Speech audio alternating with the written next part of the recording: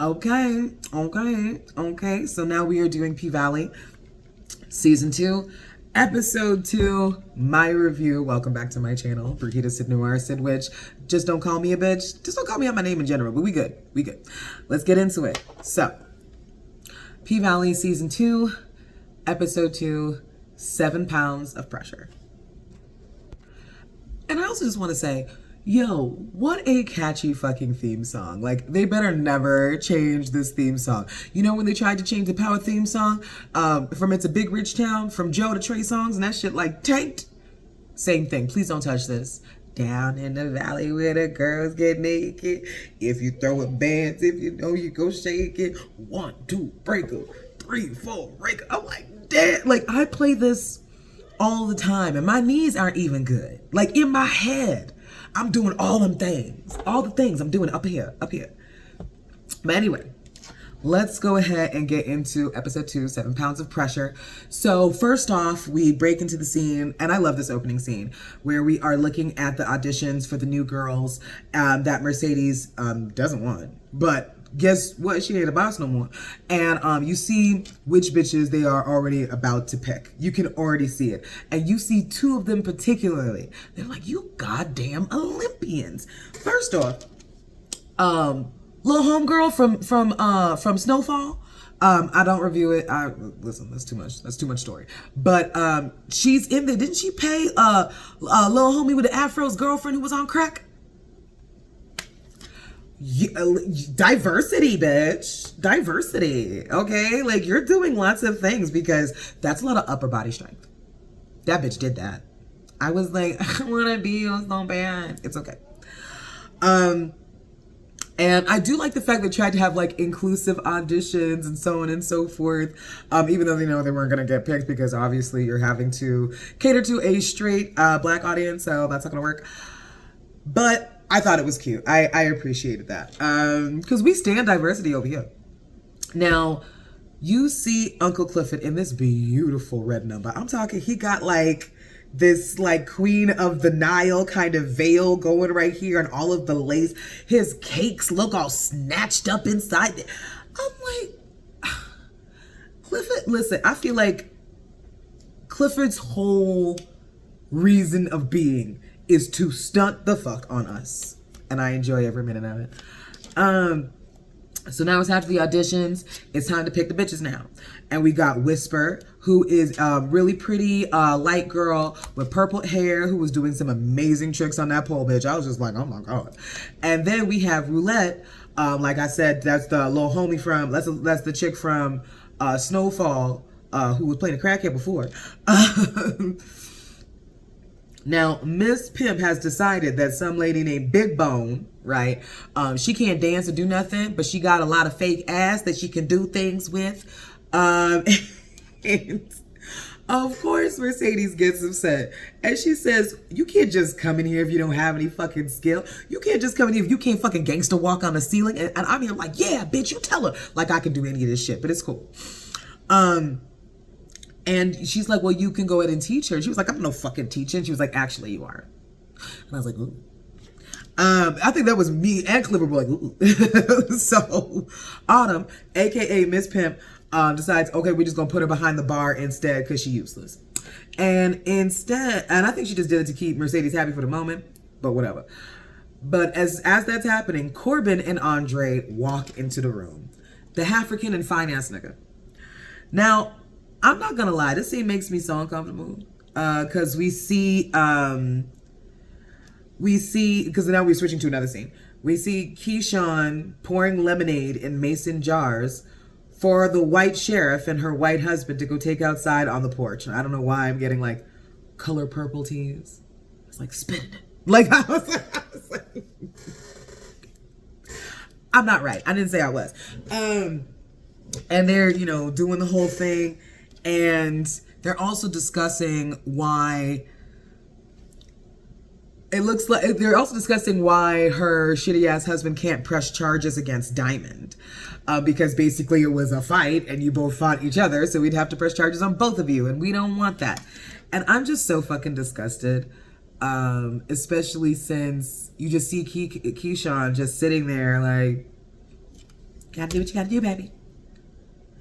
It's hard. It's like this. I understand why it's hard to give so much sympathy because this bitch is so fucked up here.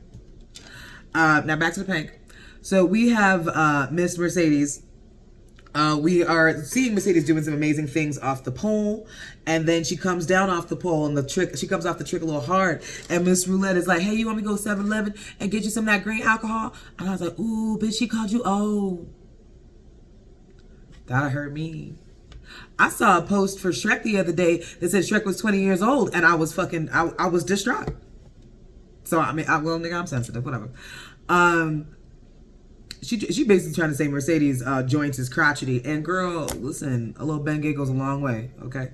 And then you see Mercedes and who was it?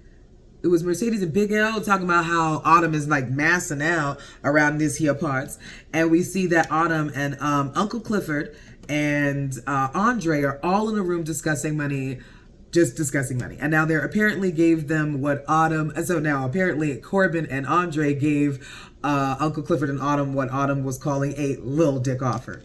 And Corbin responds, it wasn't long ago when you was sitting here bucket ass naked trying to get some dollars. And I'm just like, a nigga can't grow.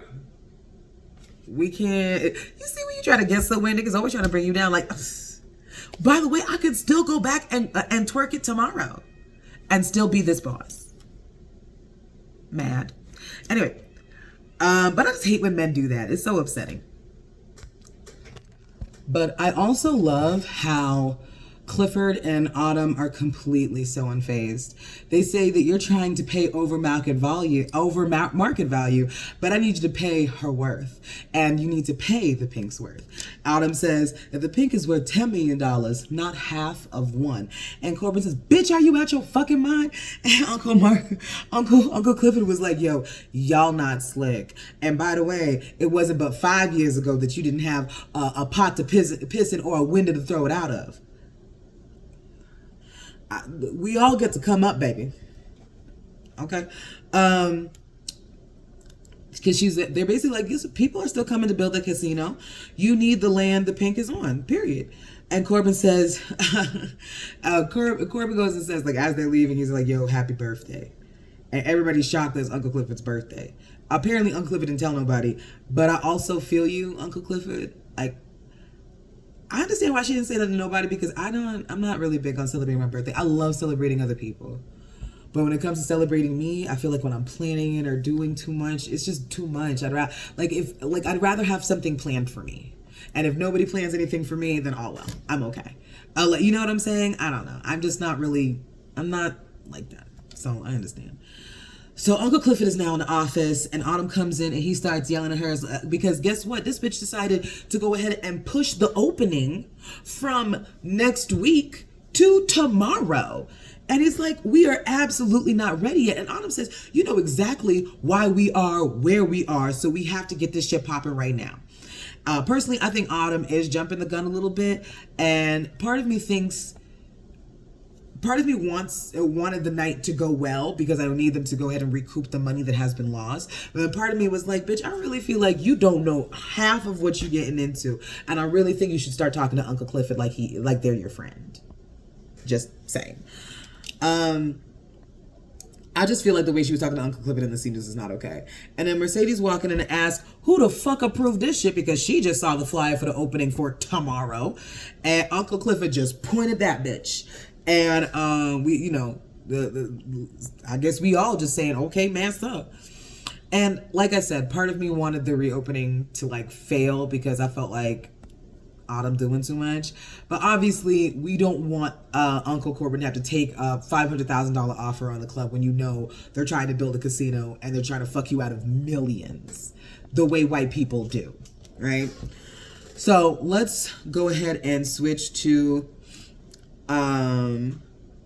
Mercedes. Trifling ass, I hope you have an asthma attack, mama. Where the blessings reside, where the blessings reside, where the blessings reside. I was like, Bitch, I hate you. Whoever is the actress playing Mercedes' mama, you're fucking brilliant because I hate you for real. Child. Okay?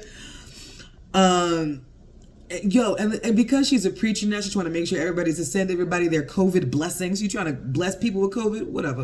And I honestly didn't think an old lady could have sent me this much. But she does. Then we flash to Ernestine. Okay, Uncle Clifford's grandma watching TV. She blind, but whatever. Seeing this horrible ass commercial, Mercedes Mama commercial, where the blessings reside. And when I say Uncle Clifford is so hot right now, because Uncle Clifford is literally just walking in, and Ernestine saying, and Uncle Clifford tell Ernestine what Autumn did, and I love Ernestine. She was like, I don't know why you don't kill that bitch. I'm just like,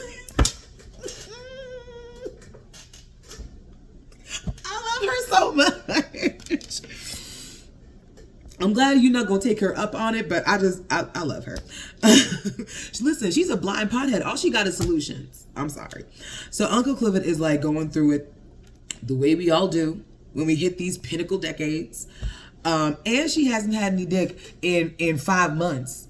Which of course Ernestine like, try last 15 years, bitch. I can't feel no sympathy for you. It's dry coochie over here, so I can't help you. And I was like, damn, girl, 15 years.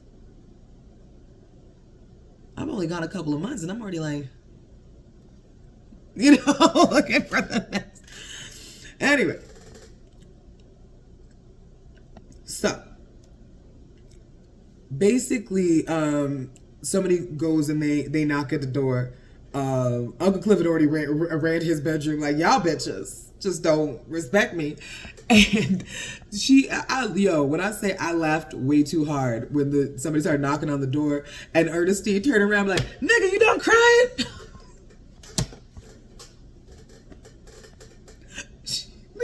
I love her. Okay. So yeah, there's a knock at the door. Ernestine opens it, and you see Lil Murder.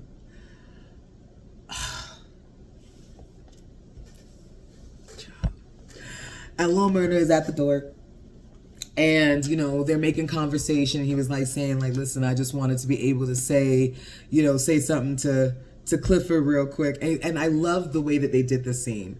Because you have Ernestine at the door, you have Little Murder at the door entrance, and right behind the door, Clifford, who had been freaking out this entire time, was like, bitch, don't open the door. Is standing behind the door. And when you see Little Murder look across, you can see that he is looking at the mirror that is adjacent and looking directly at Uncle Clifford. And when I say, like, the pain in his eyes. They really do a very good job of this. And of course, he's trying to say that I want to be able to just talk to them before I leave because I'm going on tour. And said that I've been calling and texting and no answer. And I need somebody to look at me that way. I need somebody to look at me the way Lil Murder was looking at Uncle Clifford. Straight the fuck up. All right. I gotta stop drooling. Okay, so let's please switch to Andre. And I want to say this is the first time I feel like I ever felt anything more than contempt for Mayor Ruffin. And Andre, is obviously staying at Mayor Ruffin's house. Is where he's staying for the time that he's there. And he's walking around the neighborhood and he sees a bunch of hoses coming from the house that he's staying at, Mayor Ruffin's house. He's seeing all these hoses and stuff going on. And then he goes out and he sees people watering their grass. Yo, when I say this was one of the most hood scenes in the world, I was like, where they? It was a guy in a wheelchair who only had like one leg and he was watering the place and shit. And then you see Andre walk up because he want to ask what's going on. This man pull out his gun, so he's like, nigga, don't walk up on me. And I'm just like, you should have known better. I don't know why you did that. But he is saying, like, listen, there's some people who haven't paid their water in 5 months. Some people who haven't been able to pay their water in 5 years. And he sees that Mayor Ruffin, this Robin Hood ass nigga, has basically been using government funds or maybe his own pay to actually provide water for that neighborhood. And I was thinking to myself, the Grinch's heart grew that big. Fuck him for real, but I enjoyed that. I really did. Now, I'm taking off my glasses for this. Let's switch over to crazy baby daddy Derek. Found the clean diapers in the hamper and says, I know you went to see Diamond at 12:24. I was like, I feel like you're the one who needs a gun, boo. You're gonna have to shoot this nigga. That's all I was thinking. And he starts screaming, don't lie to me. And she was trying to calm him down, says, listen, nothing happened between me and Diamond. Diamond yelled at other people. He was even yelling at me. I don't know why she said that. And that's all crazy racist Derek needs is an excuse. So Derek calls the cops and makes a complaint against Diamond, saying that he has harassed his girlfriend. And I just hate how fucking terrible this is going. I really do. She says to Derek, Diamond even said that you called him a gutter nigger. Who even talks like that? And of course, there's a long pause where we're just like, And Derek's like, yeah, these guys will say anything. And then she asks how he knew they went to the dollar store. And Derek says that, well, the sheriff mentioned that Diamond worked there. And when you left that day, he had the location sent to his phone. And I'm just so disgusted by the control. I've been here, and this is terrifying. I feel like for women who have been through things like this show is probably very fucking triggering. She says she wants to get, she just wants to be able to get some air. She wants to be able to get out. And he says it's dangerous out there. And she starts talking about how she wants to go on tour. And he starts screaming about how she needs to continue to do lives at home. And when he sees that she's still crying, he says that her manager can come by and they can talk. So there's no guarantees, but that's so triggering. I'm sorry. That scene was actually a little hard for me to watch, especially when she was just trying to placate him. So she said, yeah, Diamond was even yelling at me, like nothing romantic could be going on between me and Diamond. He doesn't even like me like that. And then for you to just say, oh, wait, he was yelling at me, to all of a sudden be, if this had been a few years prior, I feel like he'd already had his shotgun and like riding out towards that nigga's house, because this gives me pure Ahmaud Arbery vibes. Sorry. Oy. So now Lil Murda is preparing for his tour in this very pimped out hearse, which is obviously a safety hazard because I don't see any seatbelts, but I digress. And they meet like an old friend, kind of cute. And you can tell they've been boys for a long time, and they keep it moving. And then we flash to Keyshawn's manager. I can't remember his name, but Keyshawn's manager trying to convince crazy baby daddy she needs to go on tour. And she really does play her part masterfully. And I feel like for women who have been victims of domestic abuse have to become master manipulators in order to survive, in order to find even little pieces of happiness. So when I say she played her part masterfully, I mean like as soon as he came in saying, oh, we can do this and we can do that, and I feel like she did it purposely, not just because that's what she wants and she is a businesswoman, but I also feel like she did it because Derek is sitting right there. And you need to know that I'm not just going to run and jump on this. I have to make it look like this is a decision that I haven't already made, that we're still listening to the extra stuff, whatever, right? And she's like, so what money comes off at the door? Not what money comes off at the door. Do my clothes, my lodgings and everything come off of my cut? Like, how are we doing that? And he's like, well, that's kind of the way things work, And she's like, I don't think so. So that's what I mean by she really played her part masterfully, because as soon as that guy left, she sent him a text message like, now it's my turn to do my part. Meaning I'm gonna put this pussy on him so I can meet you in the morning. Which is exactly what she does, but it's okay. So we flash to Uncle Clifford at home, and when she goes outside to take out the recycling, 3 guys in scream masks jump her and put her in the motherfucking trunk. When I said I was so scared, I was like, oh no. Montravius talked to somebody, okay? Montavious told somebody, and now Uncle Clifford gone. I'm like, I was literally in my mind, I'm like, I'm not watching the show no more. If Uncle Clifford's gone, I'm not gonna do it. Fuck all of you. So, and first off, just so you know, Uncle Clifford telling all her tea. She's like, I'm sorry, I've slept with my cousin man that day at Sunday school. I'm sorry for putting that body in the river. Oh my God. And it's actually their friend, her friends who have come to bring her to her own amazing surprise birthday party. I thought it was such an awesome thing. Although messing with certain people, you could get shot, so you may not want to do that. But it was so cute. It's this beautiful little skater party, and of course, you know, she's seeing Lil Murda everywhere she go, right? You know, I was really hoping that was Lil Murda too, but I'm like, that nigga's on tour, he's not there. But then we get into, you know, Uncle Clifford. I just loved how they took some of the famous gays and put them all in a room. It was actually super exciting because they were playing Uncle Clifford's friends. And we had Jessica Betts, who was Niecy Nash's boo. We got Where the Money Reside, Where the Money Reside, Where the Money Reside, from Bad Boys Club. And like, I just loved it. It was awesome. And they're, you know, she's talking about Lil Murda, and everybody's like, go get your man, period, poo. You know, they're like, you know, go get that thing. It's love. And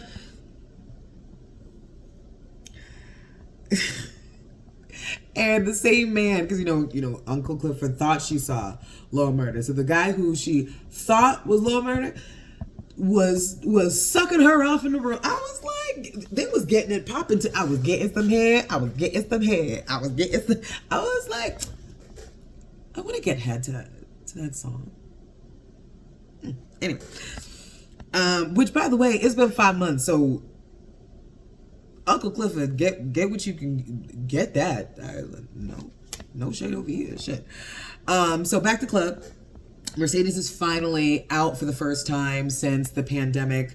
And, you know, she's basically, and, you know, because this is the brand opening, and you see that Mercedes is really doing the damn thing for all of these people since the pandemic. And it's beautiful, and she's beautiful. And then you see that her arm, whatever heaviness or whatever was going on in her shoulder, like, she dropped. And I'm not going to lie. Cinematography. Fucking cinematography, bro. Like, it's amazing. No shit. And so she falls. And obviously, when she comes to, she's got Clifford, Autumn, and Diamond are all by her side. And in this moment, I really love the representation of root work. Hashtag Black Witchy Girl. I really loved the representation that it was really giving, because you see Diamond, which, by the way, I didn't know Diamond could get any more sexy. I was just like, I thought it was just gonna be the body and the attitude, and you be a little mean to me, and now you gonna heal me, nigga?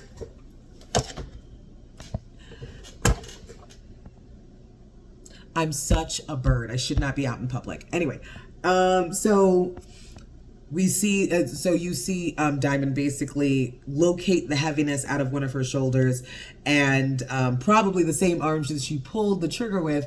And when he is able to extract this heaviness out of her shoulder, he actually takes it and puts it on a scale, and he says that it weighs exactly 7 pounds, and it takes exactly 7 pounds of pressure to pull a trigger. And I was like, shit. Then as they're walking out, before they're walking out, let's get to this. I forgot about this. So Autumn notices that Diamond has Montavious' ring. And Diamond said that's the part of root work that's protecting him, because they were because him and Big L were the last ones to put hands on that body. And he has to make sure that that shit is never coming back up again. So basically, lead us to me, you know, which we all know this shit's gonna pop up later and it's not gonna be good. We already know. Like, we watch shows. We know how this is going. Then Mercedes tells Autumn, as they're walking out, to get the fuck on. She's saying that Montavious nigga is literally showing up in her dreams and quoting shit. It sucks, but I don't blame her. I really don't. So Keyshawn, back at the ranch, Keyshawn is seducing Derek into, you know, she's gonna ride a dick and she's gonna spell a name. You know, she's doing what she can because she got shit to do in the morning. She's trying to get what she can get. And now and then we also see Autumn, who got kicked out, is now at the Pink. And we see her beautiful ass practicing. And I just want to say, girl, from being just that light chick who couldn't do nothing on the pole, okay? All right. And of course, Andre walks in. Doors open because Big L don't give a fuck about locked doors. And of course, they have like this tender moment. And I'm just thinking about Andre's wife. And I'm just like, you're an ass. I hope she finds a white boy after this. And and then we also see that Keyshawn is getting ready for tour, and they get packed up in that fucking hearse. And I'm excited. I'm excited for what the third episode is going to bring.